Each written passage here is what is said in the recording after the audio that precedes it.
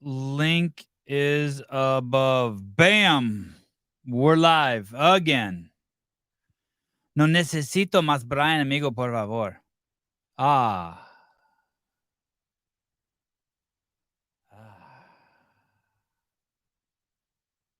Here we go.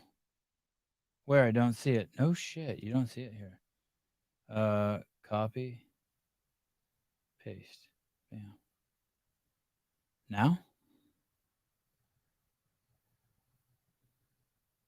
Okay. Welcome back. Holy cow, that was quick. That was wow, look at this. It says there's 10 people watching, but there's 10 people in the chat. How can that be? What has happened to this show? Kenneth, what's up? Why am I still awake? I don't know. Hope you don't have work tomorrow. I'll tell you what, Nick. You want to know about the power rankings. You have issues. You have problems. Wow, Brian, you get a haircut. Yeah, we're back in Chicago. Scott Polensky gave me a haircut. Hey, I don't take this wrong. I like your hats, but you look great without a hat. You look absolutely marvelous. Thank you. Where are you? You're in a hotel room. It's 5:44 a.m. and you are in France. Madrid. So 2 of the 3, I was correct. 2 of 3. Yes. And what are you doing in Madrid? Madrid Championship starts tomorrow. Oh, that's crazy. And tell me about this event. This is one of the big daddies, right? I would say so. I think it checks that box on 2 fronts. It does have elite divisions that have games caliber athletes and some games athletes from this past year in the field, but it's also one of the biggest community events in the world in terms of total volume of participation. In Europe, is this the biggest event in Europe in the world? Even bigger than the semifinals, the regionals? Is this like just sheer number of participants, fans, etc.? Yeah, in terms of volume, yes. I mean, it's in Europe. There are competitions that are definitely like the biggest ones in each country. So like that one that I did in Finland a few weeks ago, the last time we spoke, that's like the big one for them there now. In France, the French Throwdown is the big one, even for their community divisions. But this one, those competitions will have less participants overall than this will have. I'm gonna see. Tell me some big names that are here. Sure. Most of these are announced on their Instagram, but they put a post up a few weeks ago. Yesterday, I was checking in with the guys here to get an updated list to see if there had been any athletes who have registered since then or withdrawn since then. And Freyova is the biggest name that has signed up for this that was not on that list. Probably the front runner for the women. Okay. And really quick before you go on, how do we know Karen Freyova? Games athlete? Multiple times games athlete. This year she also won the French Throwdown. I was meaning to check this actually. I think she was either maybe the 4th highest finishing European woman at the games, and I think this was her best ever. Yeah, she was 5th. She was 1 spot behind Annie. She finished 14th at the games this year. Okay. But I think she might have. I was trying to remember this also. I think she has one other games appearance that's close to that, but it might have been in the online year. She was 14th in 2020. Yeah. 14th in 2020 and 14th this year. But this year obviously is much more impressive. And as individual elite women. Yeah. And where does she compare, let's say, to an Emma Tall? Well, this year she finished a couple spots behind Emma, but this is the first time that Emma Tall has beaten her at the games. And Karen's been a little bit more consistent than her in terms of qualifying year after year. So I would say their resumes are very much on par with each other. Okay. Emma Tall has the better finish, but she has less appearances, and Karen's beaten her more often than Emma has beaten Karen. Alrighty. Wow. Is Noah Olson there? Noah Olson's here with Chandler Smith, Sydney McAlishan, and Lena Richter from Oslo Navy Blue. So that's they're called Los Niños. They're probably the favorites to win the team division. I was looking through some of the other teams on the roster that could potentially, challenge them. Why does someone, And this is off subject, but why does someone like Noah go to Europe and do this competition? Is just outside of the fact he's a professional athlete. He wants to CrossFit. He wants to show the world what he's made of. He wants to show what he can do. He's in shape. But why here and why as a team? Is this to prepare for going teams next year at the games? Is this to fulfill sponsor obligations? Like, that is a huge name to show to leave the comfort of Florida, one of the best places on planet Earth. absolutely. And obviously for Chandler, it's even a longer trip for him. He's coming off of his best performance, his best season as a CrossFit athlete, second place at Rogue, top 10 at the games, and he lives in San Diego. So it's, quite, even a further trip to get over here. His wife came with him, Jessie, and she's not on their team, but she's actually filling in on a different team. I'm not sure all the answers to those questions, but I think, there's 20,000 euro first place prize money for the team. So that's not terrible. I think that's great, actually. Yeah, I think then they are the favorites to win that. So it probably covers the cost of the trip or close, or maybe a little bit of money in their pocket. They probably do have help from sponsors, but I also think that, it's fun to be able to do this sport in different parts of the world. You remember that Noah traveled to the Middle East to do that team of 3, or was it 3 or 4 male competition last year, kind of in the middle of the CrossFit Games season even. So I think he's taking some opportunities.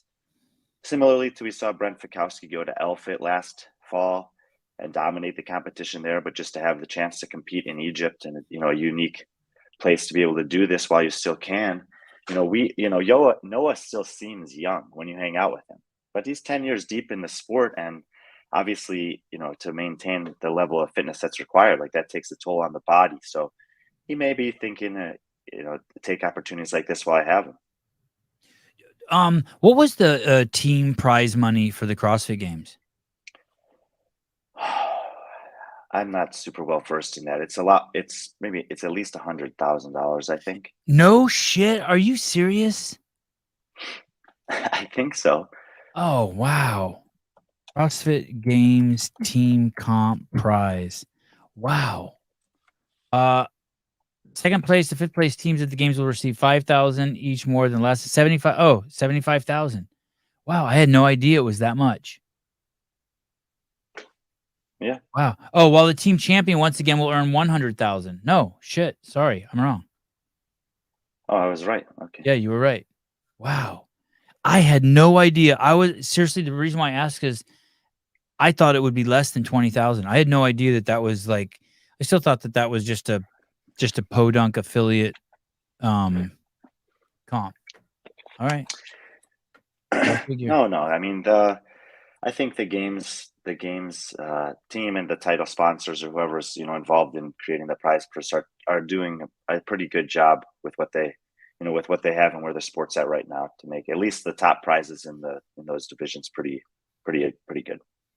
Okay, so Karen Freyova is the big name in individual. Team, obviously, Cindy Mikulishin, Chandler, and Noah. What about on the boys' side, on the individual elite men? I'm not going to let you get away without mentioning Lena Richter on Noah's team. Please. Oslo. Thank you. Sorry. You're right. Thank you. So she's definitely the most accomplished team athlete of the 4 of them. And she, 3 consecutive years making the podium at the CrossFit Games. So very impressive. And I don't want to leave her out.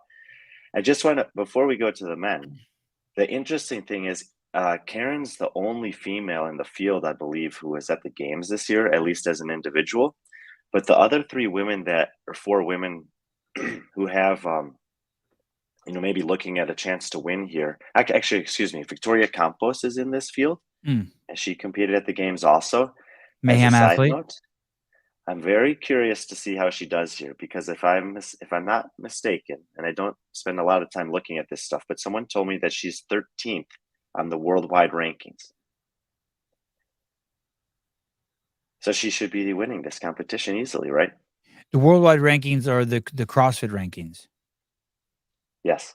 We should just call it that. Can we call it that? Can you help me out with that? The CrossFit ranking.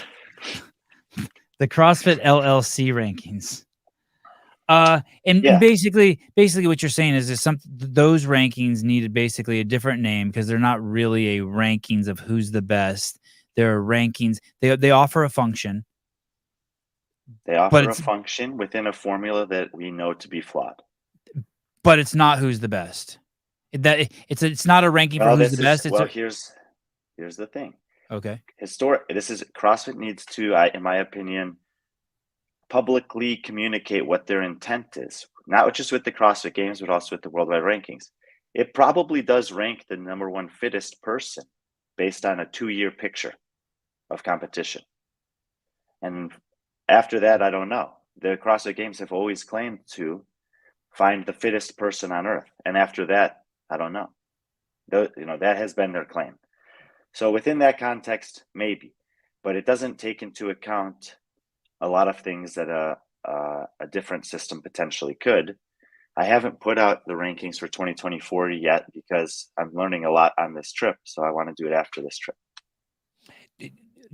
Another side note: does Adler Medeiros competed in the West, right? Yes, he was. And Adler competed in the East, right? He was first. Will Adler's win in the East? It'll bring that additional 10,000 points to the worldwide ranking. 4,000. 10,000 from the games, 4,000 from semi. Okay, and so is that enough to get the East an additional person?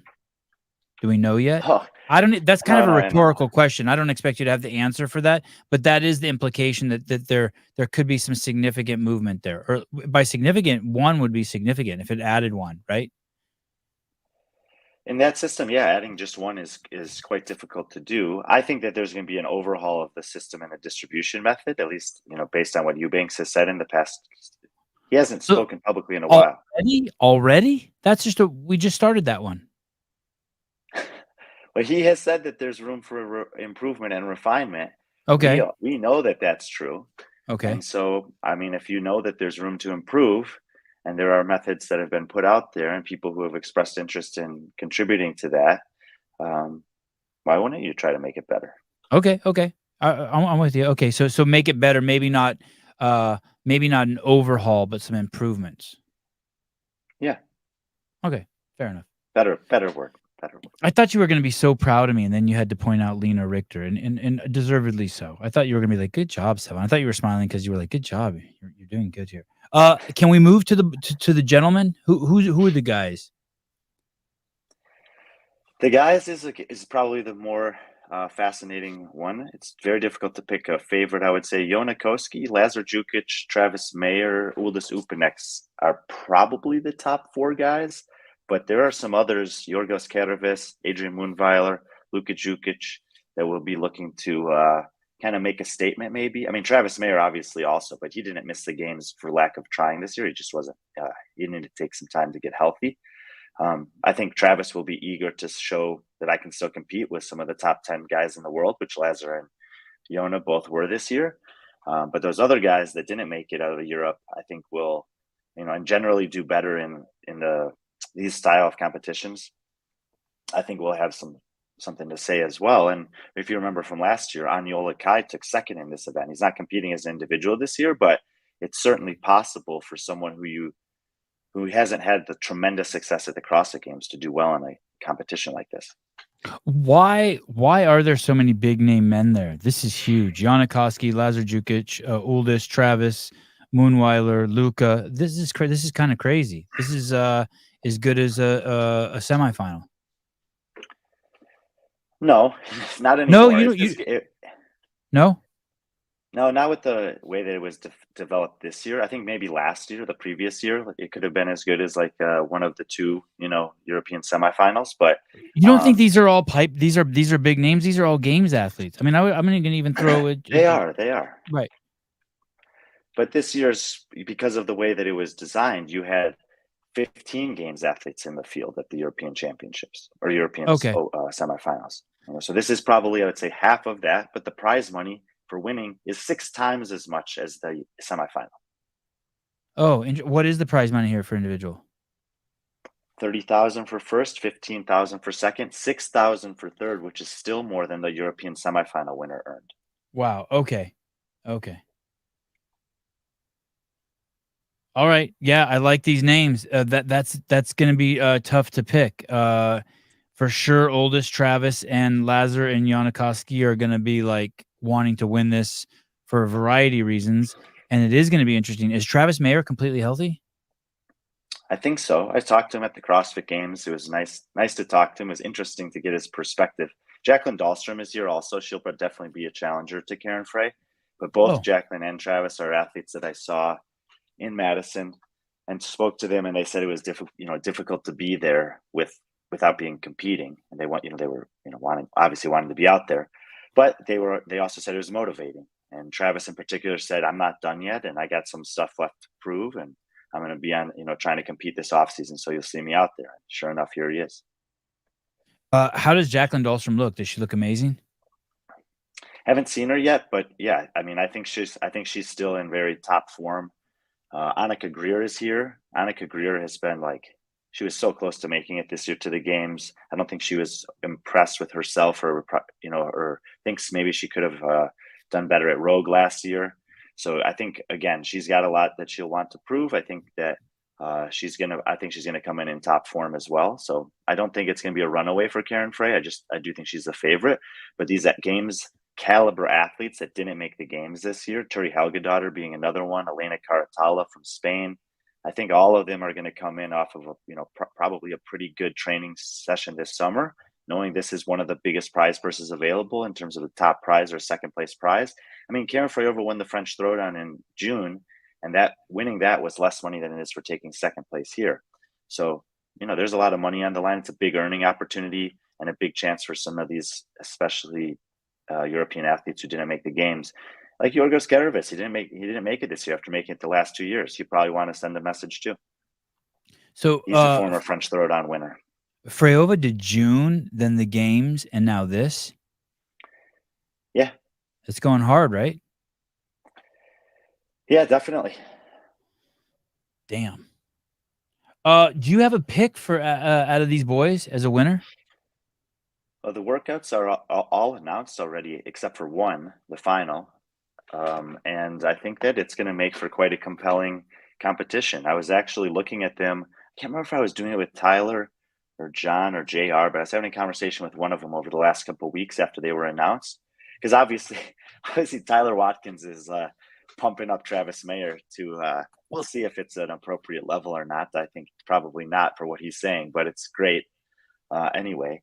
And these workouts look really good for Travis. But at the same time, like Yona and Lazar were training together yesterday. I was actually invited to go train with them. I just wasn't up for it after the overnight flight. And Lazar told me, he's like, Yona is the king of Europe right now. And Lazar will, he will definitely want to take Yona in this one. So I think it's going to be a good battle. I might put out some picks today now that I've seen the updated roster. I'm obviously working with to update the stats based on the roster changes as well. So I have some work to do, but I might put out some picks. It'll be one of those three guys. Meaning Lazar, Travis, or Janikowski. Yeah, I think that they're the cut above. Not to say that the other guys aren't good, but those are the three I would expect. And Travis Mayer was here last year. He had a kind of a slow start to the competition. And in the first event last year was a run that was advertised as a certain distance. And I think it was a little less than that. Can you believe that would ever happen? Say that again. Say that again. That what would ever happen? That a competition would advertise a run of a certain distance and it wouldn't be the actual distance. I'm starting to think that the run was actually 5K. And everyone's watches were wrong? Yes. I mean, I don't know. But this is the interesting thing about that. I have two thoughts about this. One of them is pertaining specifically to the CrossFit Games 5K this year. Mm-hmm.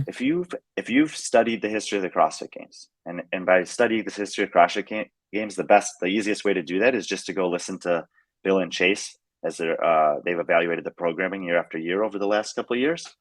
They say in almost every single episode, the distances listed at the CrossFit Games are not accurate. They're not necessarily exactly a 2-mile run, exactly a 500-meter ocean swim. Like, there's a little bit of degree of variability to those distances, but it doesn't matter. All of the athletes are doing the same distance. So, you have to get to the finish line first, and that's how you get the most points, which is true. But the athletes are getting quite smart. The coaches and training methodologies are getting quite advanced, and they'll take into consideration what is the actual distance. And I might run a 2.7-mile run different than I'd run a 3.2-mile run. And I might be looking at my watch and looking at my heart rate and having a specific intent based on the listed distance. And we don't have a chance to run the course first to know for sure. And it's not on track, so we don't definitely know the distance or the laps remaining or whatever. Obviously, so there's some element of strategy in there. The other thing that I didn't love about it is that they were promoting the global 5K this year. And so they were encouraging everyone to go on the app and log their 5K time. And so you would hope that especially everyone that maybe was doing it there on site would have an accurate distance to run. When you listen to Dave talk about it, and he says, dude, we wheeled it 4 different times with, over different days, different people, different wheels, all this other stuff. Like, what more do you want us to do? You can't really argue with him on that either. And if the watches are reading something different than the wheel, like I really like the fact that he's calibrating one of those things and going to test it in a different environment. He's curious. He wants to know. He wants to get it right too. Dave, he's a very exact person. So he's not happy about that. He probably hates this. He hates this. Yeah, he's not happy about it.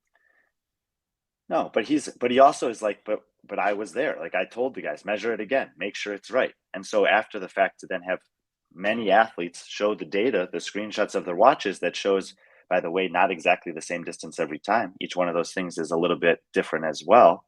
Right. It just, Anyway, last year at Madrid, the reason why I brought it up is because there was a run, there was a listed distance that the athletes afterwards said might not have been that exact distance. And the times that they came back in were really tight. Like there was 80 something men in the elite individual division last year here. And I think 40 of them were within 20 seconds or something. And Travis was a little bit jet lagged or didn't warm up well or didn't kick at the right time. And he lost like 10 spots by like 3 seconds. And it basically cost him a chance to win the competition. So I think he'll have something to prove at this competition in particular as well. Mm-hmm. And with the fact that the events, it's a cool competition in this regard. I don't think every competition could always get away with this, but it's 4 days of competition for the elites, and they never take the floor more than twice in a day. So you should be getting a great opportunity to recover, rest, recharge, and have really high level output and intensity from all of the elite athletes in all of the events. I think that's to Travis's advantage. How many events, Brian? 7 scored events over 4 days. So it's like a 2-1, 2-2 format in terms of scored events for the elites. I'd also like to point out that other weird things can happen on the run too. That what we saw happen in Dubai that one year is that the course wasn't marked in a way that the athletes could follow. And I think it was the women, they cut the course in half because someone made a left-hand turn and everyone followed it, right? Yeah, on the ski hill in the mall, yes. Yeah, that was incredible. Hey, wasn't Roman at that event? I don't know if. And I think we saw Roman compete. I think we saw Roman compete against Ricky, and Roman was supposed to win that event with the ski. It was a skier and the run, and Ricky actually beat him. Right, came down the hill significantly ahead of Roman. Oh, remember that? I mean, Ricky crushed everyone. It was 2021. Roman was there. He ended up winning the competition, but Ricky won that event. The top 5 that year: Roman, Lazar, Ricky, Jeff Adler, and Willie George. Wow. What happened to Willie George this year? He didn't make it to the games? Was he on team? Didn't make it to the games. Okay. How did you pull that up so fast? Do you travel with an extra monitor? No, I'm just using 2 windows right now. Oh, that's impressive. Okay. Good event. So do the individuals start tomorrow or the team start tomorrow or both? Tomorrow's Wednesday. I think it's Wednesday here already. Okay. So when I say tomorrow, I mean here local time, but you'll be sleeping, I think, when the competition starts. Do you know where the competition's showing? I just saw this. This is fucking impressive. It might not be impressive to you because you're not familiar with this network because I don't know if you're a fight fan, but this is saying it's playing on DAZN. And for us fight fans, Oscar this De is La like, Hoya. yeah, this is huge. Like all of us have subscriptions to the DAZN. That's like shitloads of good fights. You know, I mean, Canelo fights there. These are massive fights they put on. It's interesting that they got on DAZN. Did you know that? And are you familiar with that network? Patrick educated me about it Yeah. on the Be Friendly show that we did a couple days ago. And the Spanish broadcast will be on that channel. The English one will be through YouTube. Yeah, that's crazy. Congratulations. That's cool. And you're doing the commentary? For the English, yes, not for the Spanish. Okay. And who are you doing it with? Greg Langto, who I'm not sure if you'll know who he is or not. Okay.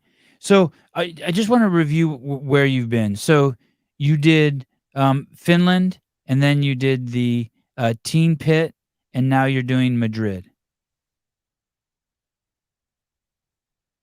Skip the Iron Games. Oh, and the Iron Games. Shit, I knew it. I was going to throw a joke in there that I forgot to mention Lena Richter, and of course I forgot the Iron Games. Crazy. So this will be the fourth consecutive week doing the commentary for a CrossFit competition in 3 different countries. Are you just going from location to location, or do you go back home and refuel? I had one night where I was in Charlotte for like 11 hours. Okay. And then I went I was basically, I come back from Finland, went to sleep, woke up and went to Utah. I went to Chicago to visit some friends and family there because I was going to borrow a car in Chicago, drive to Michigan, take the car back, and then fly out of O'Hare to Madrid. So that just kind of made sense as a nice logistically, and obviously to see some friends and family that I left a couple months ago when I moved. So that was a little bit of a recharge, but still kind of a life on the road, not sleeping in your own bed, not doing laundries, recycling the same clothes, having to like re-up on some necessities like, toothpaste and emergency and stuff like that.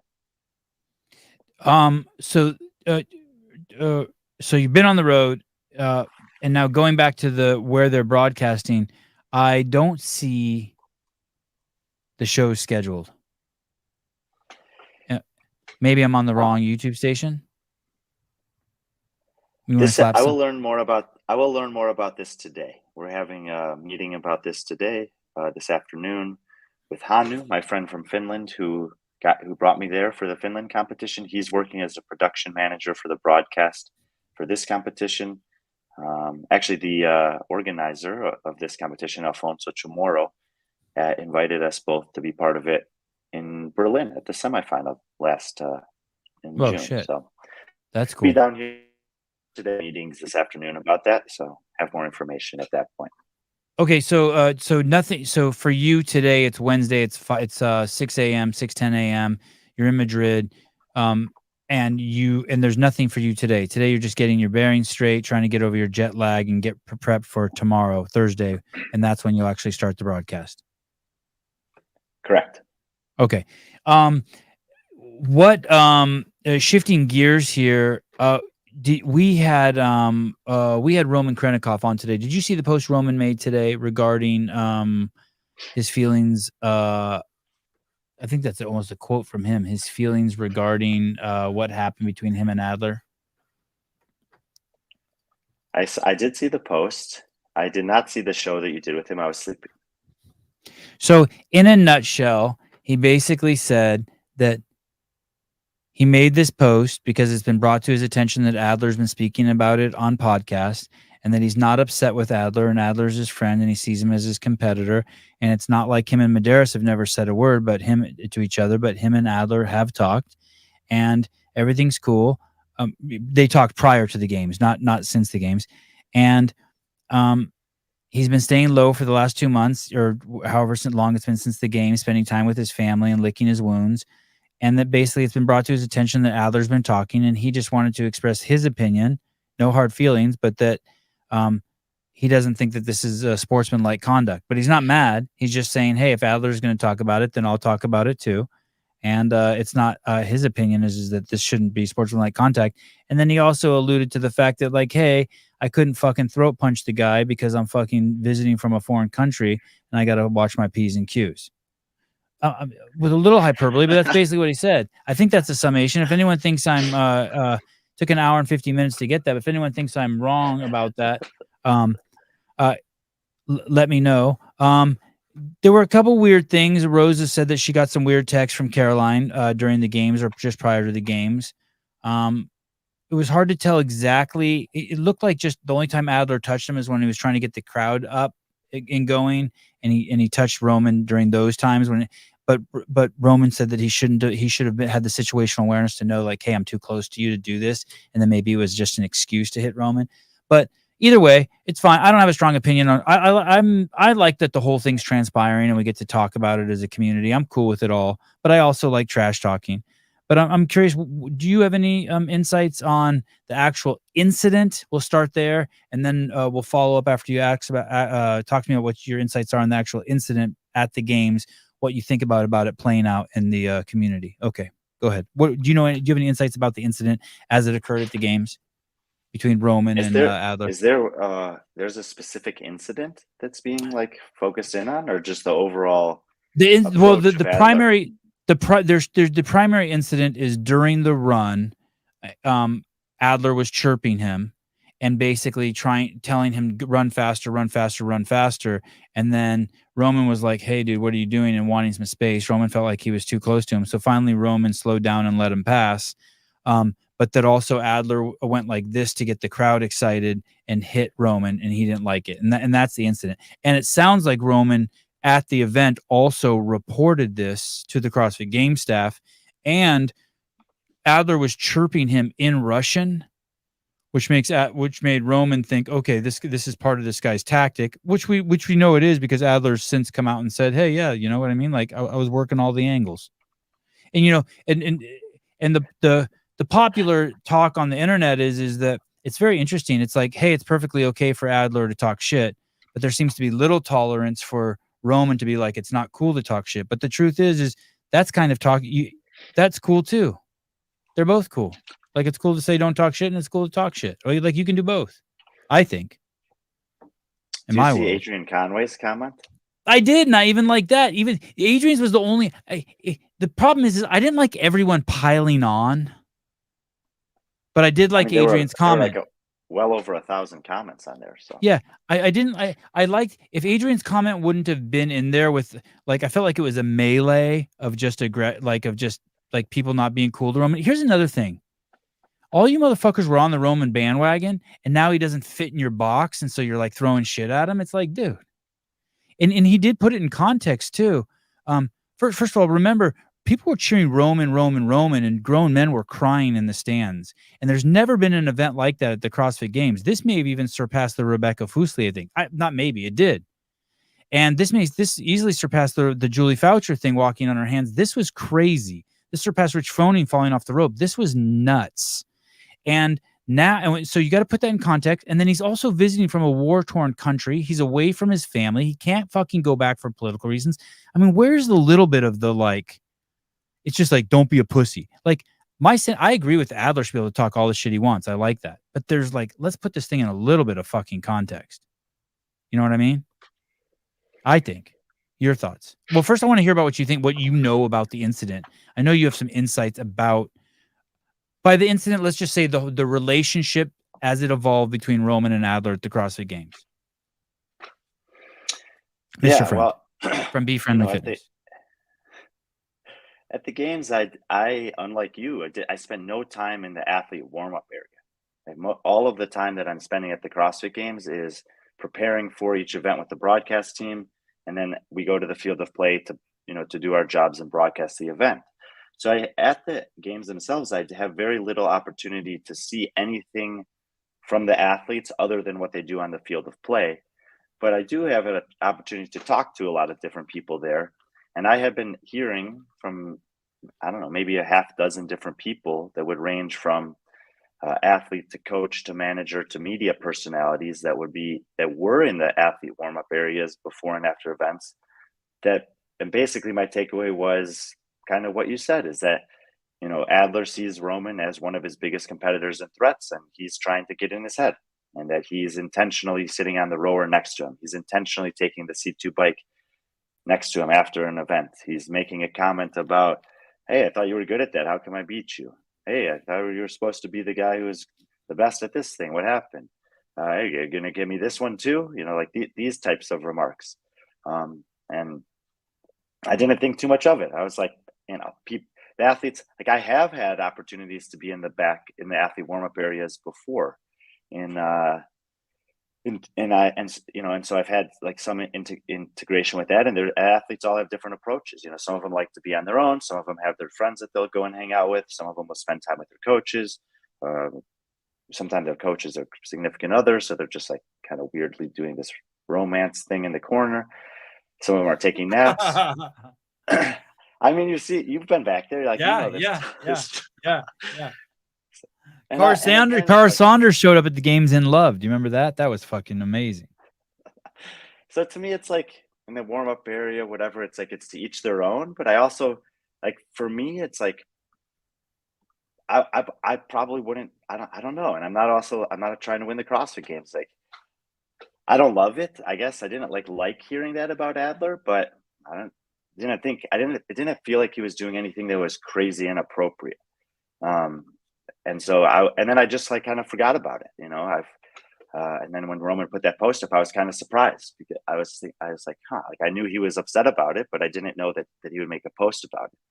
And so then I've just been sitting back the last couple of days and seeing everyone's reactions. And I do think that it's a little strange how quickly people will turn on a dime their opinion about something based on a thing that, I mean, you have to keep in mind, he's had a month to think about this. He wrote a paragraph in a language that he doesn't speak. Which is obvious when you read it. Yeah. There's some grammatical mistakes that are like, that foreigners make. Like you realize that it's like he's trying to express something. You want to hear something else, Brian? I thought about this after the show. Actually, I thought about this during the show. Towards the end, I think he was a little embarrassed. That it turned into an hour and 52-minute conversation about something he really didn't care that much about. I think. I think he was a little embarrassed. Like he was cool. He showed no aggression during the show either. He didn't seem upset even a tiny bit. He was laughing. He was jovial. I told him he looked like a turtle. He laughed. Did he understand the things you were saying in English, or did Rosa always have to translate for him? Yes. I think his excuse me. I think his comprehension of English is improving. I think he actually can say more in English than he wants to let on, but he doesn't have the confidence to, and I totally understand that. That's probably how it is for me being here in Spain. I could try to speak in Spanish, but as soon as I do, everyone knows, just talk to this guy in English. Right. Anyway, I think that the response that you had was a good response. It was to like, well, there's obviously more to the story here. Let's try to find it out. He's taken the initiative to put something out there, but this isn't everything. Let's talk to the guy, or try to talk to the guy and see what he has to say. Adler's already had his chance to talk on several platforms, and Roman hasn't taken those opportunities. He flew to Dubai to handle some political things. He has to take care of his injury. Like you said, he's spending time with his family. So then there's people that are like, this is ridiculous. Why didn't he just say it right away? It's like, well, he had some other pretty important things that he needed to do. I want to pull this comment up by Philip Kelly. Josh Bridges, Jason Kleber, Rich Froning, they all trash talked. It's fun. I can't remember the exact incident. Maybe Brian can remember. But someone did, I think, swim over Josh Bridges once, or a lot of athletes talked about getting swam over. And I think Josh said that if he found out who did it or something, he'd beat the fuck out of him. And so like, that depends. If he finds out it's Chad McKay, I don't know. Right. That's a good name. Blast from the past. Did you see him? Is he in Madrid coaching someone? Why'd you come up with him? Good swimmer, massive dude, and I don't know if Josh could kick his ass. Right. All fair. Yeah. Right. God, Chad's a cool dude. I Roman said something about like, hey, I told the CrossFit Game staff, is it okay if I elbow him in the face and fucking shove him to the ground or something like that? And I think he was being facetious, but the game staff said, please don't do that. And he wouldn't do that. But I think one of the reasons why he wouldn't do that is because he doesn't want to get kicked out of the country or punished to be forced to have to do a semifinal in fucking the gulag. So, yeah, I like it all. Here we go. Gravitron 33. Yes, Brian, Adler didn't do anything wrong. This is some sour grapes by Roman. Should have kept it to himself if he didn't want to talk about it. I don't know. Hey, for all we know, it's a head game back to Adler. We don't know. I'm okay with it all. I'm glad it all came out publicly for me. I mean, fuck, I couldn't get Roman on the show, and now he came on the show. Yeah, so I know like we've been talking about that for probably 2 years, trying to get him on the show. And here we go. Jake Hoover, Roman and Jeff beef is going to get mentioned more at the Rogue Invitational than Annie Thorisdottir being a 10-time Games athlete got mentioned at the Games. Yeah, that's cool. 12-time Games athlete. Oh, there we go. Well, where did Annie finish? You just did a rankings? I updated my all-time rankings for CrossFit Games individual performances at the Games. Yeah, I do. I've been doing that for every year for a couple of years. Yeah, I'm trying to go to Be Friendly Fitness, and that's in totality. That's for people who are retired, current. That's for everything. Yes, but it only accounts for their individual performances at the CrossFit Games, which is something that for some reason all of the Rich Froning fans out there cannot understand. I understand why the Rich Froning fans don't understand it. I totally understand why they don't understand it. It's somewhat insulting, though. It's like and we even clipped a segment from the show of me talking about Rich's impact on the sport and the fact I know, that guys I saw like it. Razor, I wanted to throw up. I saw it. Don't ever be right. Don't ever be right and show up because it's accurate and it was on my phone. I want to live in my own little delusion. Well, and so, but this is the thing. Yes, this is. I don't know where it's right there. Top 40 male CrossFit. Oh, okay. The female is to the right of it. Yeah. So these are not taking into their account semifinals, Open, Rogue Invitational, Dubai's from the past, any of that stuff. This is how many times did they go to the CrossFit Games as an individual, and what did they do there? So the one on the right is the updated one. Matt Fraser, Rich Froning, Patrick Vellner. So why does Patrick have an asterisk by his name? The guys with the asterisks by their names are the ones that I either moved up or were new to the list this year. Okay. There were I think there were only 6 total of those. Wow, look at that. Medeiros has 2 CrossFit Game wins and he's still 7th. Well, he had 2 CrossFit Games wins last year also, and I put him 7th. And we talked about it, and I said, well, first of all, to get on this list at all, you must show up to the CrossFit Games at least 3 times. And I still think it's a really difficult thing to assess in sports in general, but specifically in this sport to assess. Let's just say that Justin Medeiros never made the CrossFit Games again. So he has a 3rd place in the 2020 year that we know is a little bit weird. It's not his fault, but it was weird. 2 wins, and then a 13th. Okay, I see what you're saying. That it's not that much different than Mikko Salo's resume. Pat Barber is number 40. Not only is he number 40, he actually commented on the post. He goes, hell yeah, still made the list. Number 40. Something like that. It was amazing. Wow. Logan Collins. Mm-hmm.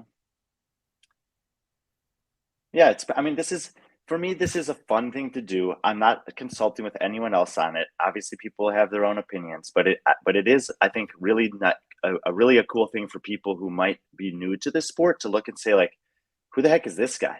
Who the heck is this girl? And maybe be inspired to go back and watch some of the old Games coverage, watch some of the old behind the scenes, because there's so much good stuff back there, and you can still watch it all. And so what I'm hoping is that people who've been around for a long time will offer some educated insights of their own, and people who are relatively new will go back and be inspired to look at some stuff from past eras. All the women on here I am. Oh no. Oh yeah. Wow. Tennille. Wow. Carrie That's an example Kepler. of someone with a, both Tennille and Carrie Kepler had relatively short games careers, but they were pretty good during the time that they competed there. And how do God, you dude, I thought balance that Tennille. I against thought someone Tennille like, was going to be a games champ. and how do you balance that against someone like Stacy Tovar with 8 games appearances, even though during her 8 games appearances, she didn't have as impressive of performances in any specific year as Tennille or Carrie. So Dude, those, like, Carol Ann Tebow. mm-hmm. Holy shit. Yeah, you know what's crazy is I know the women better than the men. I wouldn't have thought that. I know all these women. I can picture That's all not these true. women. Really? You know every single guy on the list. No, but let me see. I feel like there's some guys I would have never thought Logan Collins would be on the all-time men's list. I would have never thought that. I'm not saying he doesn't deserve to be. I'm not familiar with his career. Mm-hmm. Lucas Hoberg, I'm not familiar with his career. He made the podium one year, right? 3rd place in 2018, which is actually, I'm working on something with Barkley right now where we're going to try to take each individual CrossFit Games in isolation with the athletes based on their performance up to that point in their careers, and evaluate which was the strongest field at the CrossFit Games. Logan Collins had 4 finishes at the CrossFit Games of 15th or better. Crazy. I had no idea. In 4 consecutive years. Well, not in 4 consecutive appearances. Sorry, three consecutive appearances, 2017, 18, 19. How many games was Miko Salo in? How many games? Yeah, 4. four? But, Four? 3. It qualified for 4, but he withdrew from 1. God, it's amazing that he's above Tommy. God, you're right. This is really hard to do. There was someone else on here that I'm not too. Alex Anderson. I would have never thought he was on here. Not to say he doesn't deserve it. I would always see him at the games. I just never knew how he did. Yeah, this actually goes back to the guy who made the comment about Andy Thorsdottir. That's because he finished in a range that doesn't get a lot of attention. He made 4 CrossFit Games, 4 consecutive years. His finishes were 13th, 11th, 8th, and 13th. And then those were 2015, 16, 17, 18, which were 4 very competitive years. You had Barber knock out Rob Forte and Lucas Parker. Yeah, those guys. James Fitzgerald. Is James the only? So the 2007 athletes are the only. They're the only games winners that champions are the only winners who aren't on the list. Neither of them. Did Jolie Gentry ever make any of the lists? I didn't go down to 40 in all the years prior, but okay. On the wet, I mean, so I don't know. I've been building it as I do this more and more every year. I try to build it out a little bit. Like this year, when I do the 2024 rankings, worldwide rankings for every athlete who could potentially be competing in the individual field, I think I'm going to go to 200. Oh, okay. I like it. That's a lot of work. It might be like I might rank 1 through 100, and then I might say, here's the next 100. Because I have less information about them, so it might be like alphabetical, the next 100 or something like that. I don't want to poo-poo the Madrid championships at all, but the real only implication out of here that I'm taking is Travis Mayer. That's going to be the biggest implication.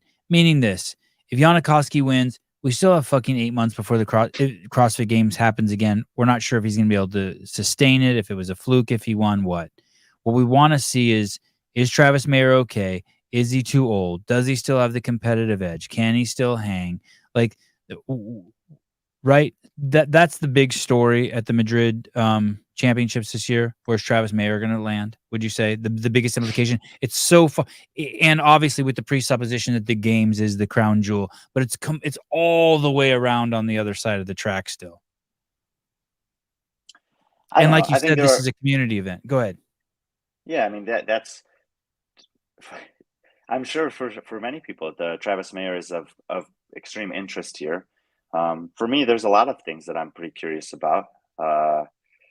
You know, it's like it's not as big of a name or as storied as a career, but like Luka Jukic made the games 2 years ago, and he hasn't been able to he was close the previous year. He withdrew this Okay. last year. He's done all these competitions. Like, I'm curious if he's going to round the corner in the way that his brother did. Right. You know, I'm curious I to see like how that. That's Victoria true too. But Campos. he's gonna have to win it to make that statement, or top two. He's gonna have Podium. to. I would say podium. Okay, he's gonna have to. It's he I'm can't curious just to see be. how. I want Go to ahead. see how Victoria Campos does. Okay. She's been the best in South America for 2 running years. She Right. hasn't gotten a chance to compete against any meaningful competition other than the CrossFit Games. She's done okay for a female from South America at the CrossFit Games, but nothing stand out. I want to see how she does against, girls that just barely missed the game from U.S. and Europe this year, like Jacqueline Dahlstrom and Annika Greer. And in part, I want to see that because it might show some validity to the worldwide ranking system, but it might draw into question it a little bit more. But more than anything, it gives her a chance to compete in what I would say is a field that's relatively appropriate for someone that has her ability, and give us some more insight into how good are you actually. Okay, take away the top 20 women from the world. Well, we have one of them here in Karen Freyova. And take away, there's like one other girl from South America that's competing here, Valentina Rangel. Okay, how can you do against the semifinal field from Europe? And what would that look like? She needs to podium to make a statement. And actually, along those same lines, Annika Greer needs to do something too for herself, but for us as fans, for us, but obviously for herself to rebuild her confidence. Right? Hey, I belong. I come over here to Madrid and look, I beat bitches up. Yeah, and especially for me, attempting to do these 200 deep rankings, like those are athletes that I want to have some more information about. Let me ask you some quick questions here, just some fun shit. Sydney But Mikulishin. Can we go one for one? You ask a question, I ask a question. Perfect. Yes. Sydney Mikulishin fucks up the road qualifier. Devastated, right? We love her here on the podcast. Huge fan.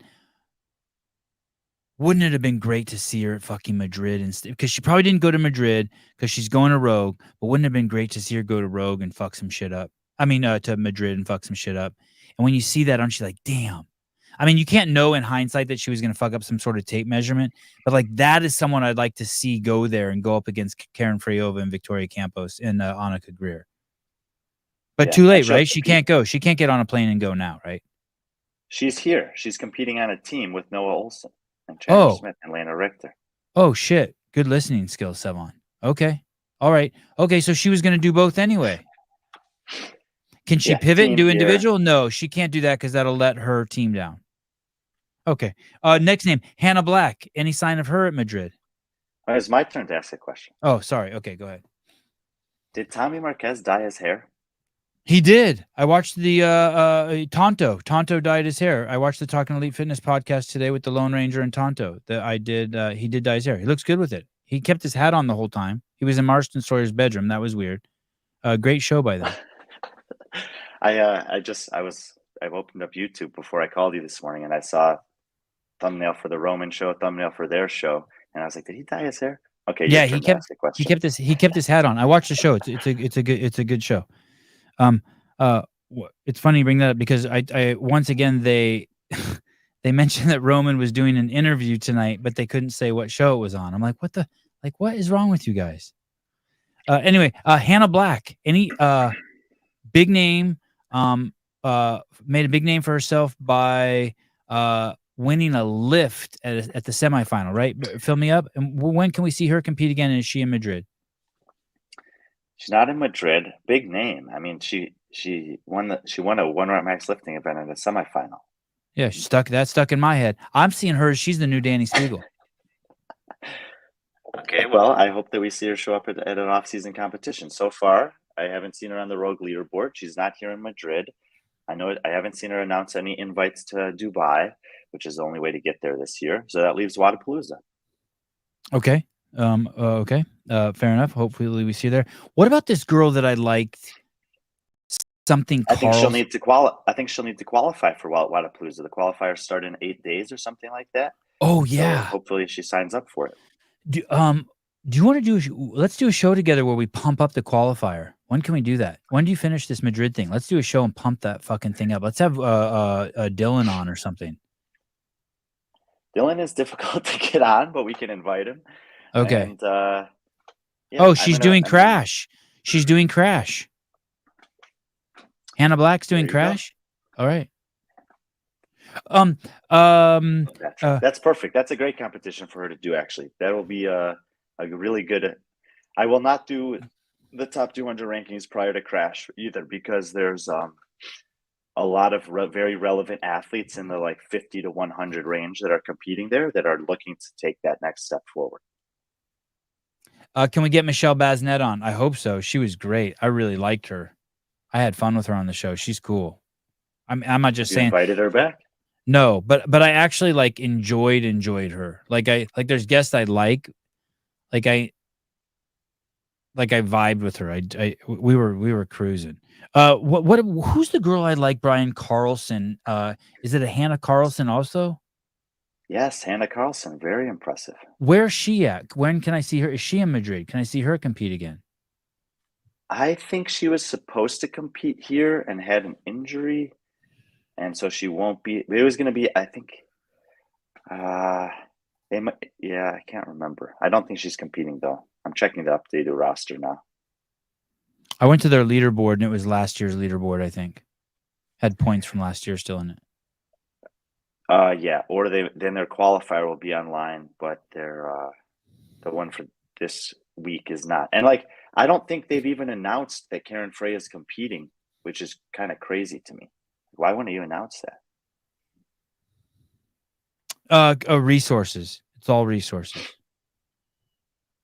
Okay. Finally, this one's just completely out of left field.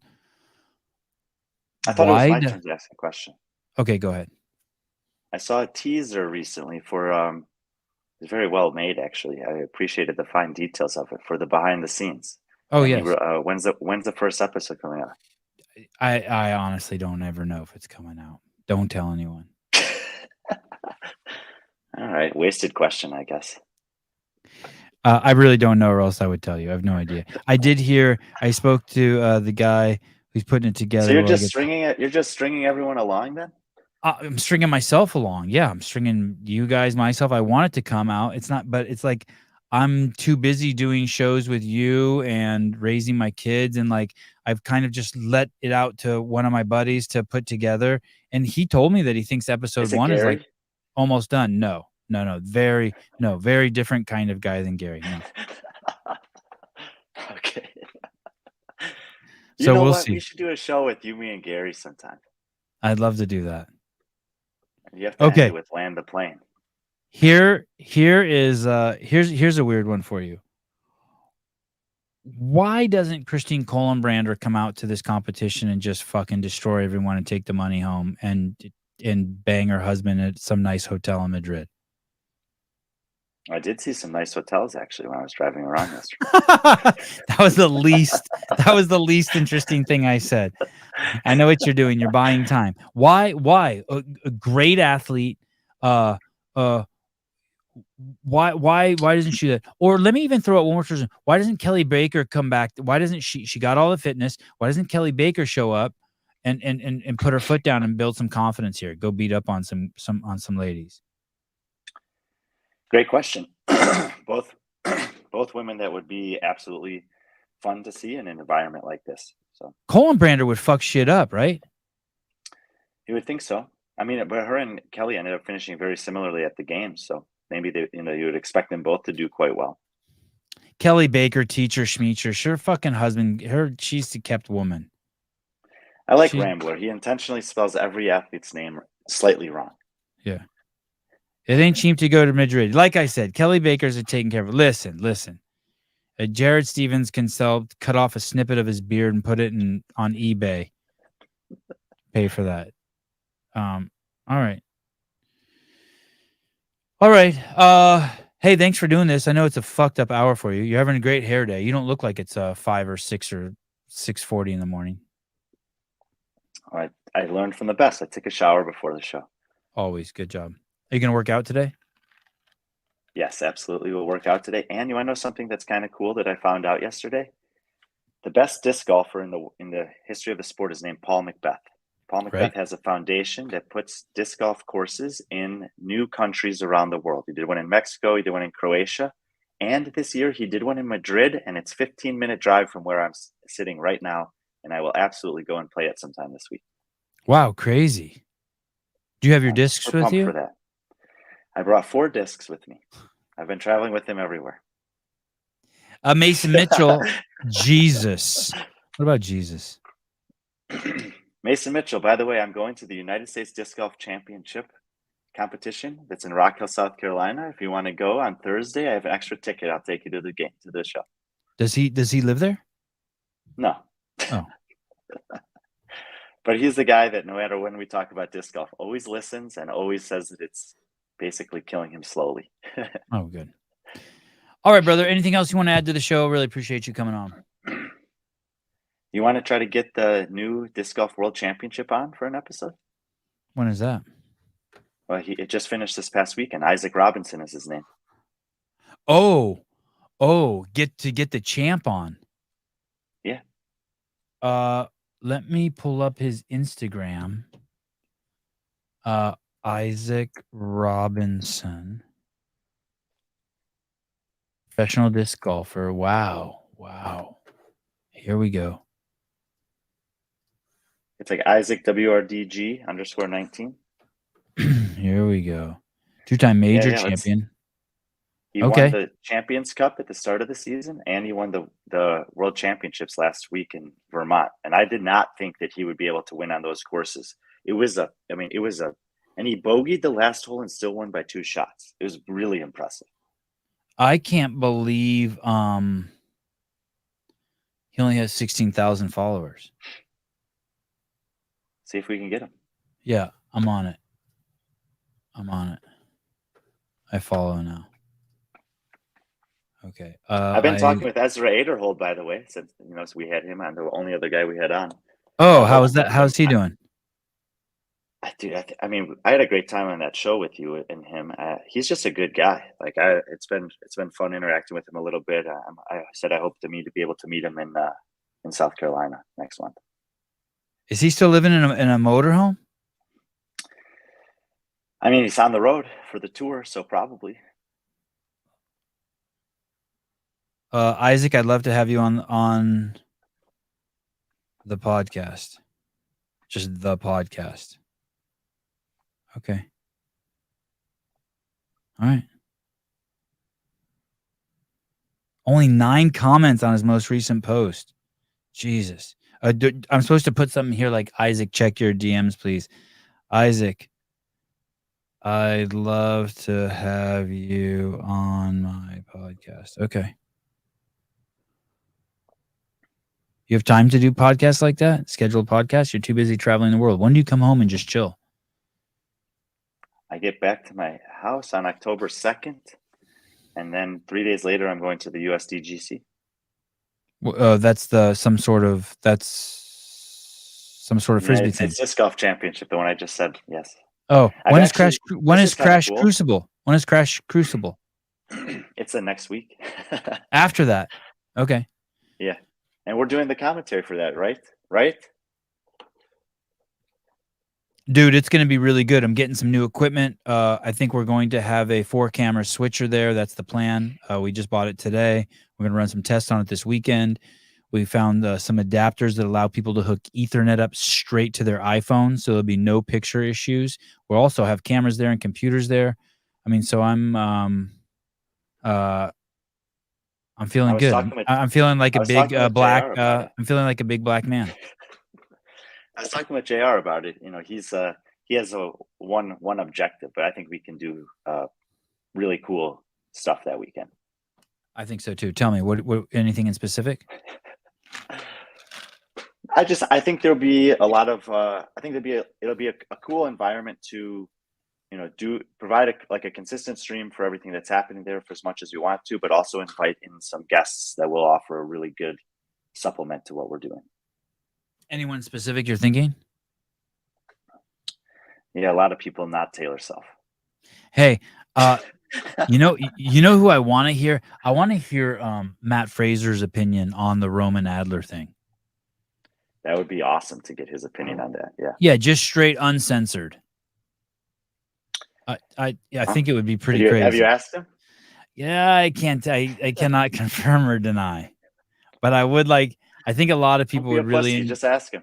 I think I did ask him. I think a lot of people would really enjoy it. I think so too. Have you asked Rich about it?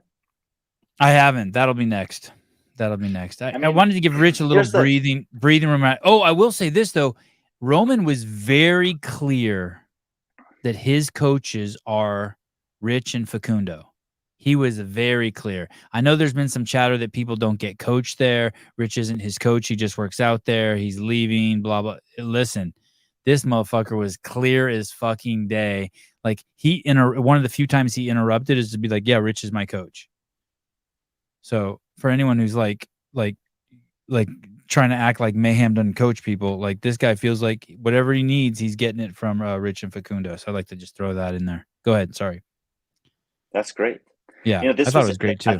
I actually think that one of the most fascinating talking points coming out of this Roman and Jeff situation is surrounding sports in general and growing up playing sports, which obviously, Rich did a lot of that. And so that's the main reason why I would like to get his perspective as someone who can relate to the Adrian Conway personality that's saying, hey, it's fucking sports, dude. You talk shit to your opponents. That's what you do. You get in their head. You take any edge to get the win. Afterwards, you say good game and see you next week or whatever.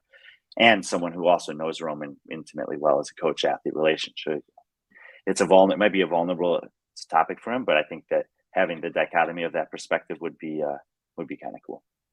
Del, I bet you Rich and Angelo and Rory will talk about it on the podcast, but they'll kind of be like, oh, are we going to talk about it? Okay, let's talk about it. Oh, it's kind of stupid, but okay, let's talk about it. And then they'll talk about it.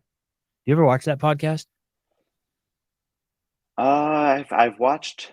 I remember I watched the full episode. I think it was their second episode. I watched the full thing, and I don't watch a ton of CrossFit podcasts actually. It's worth watching. I like it.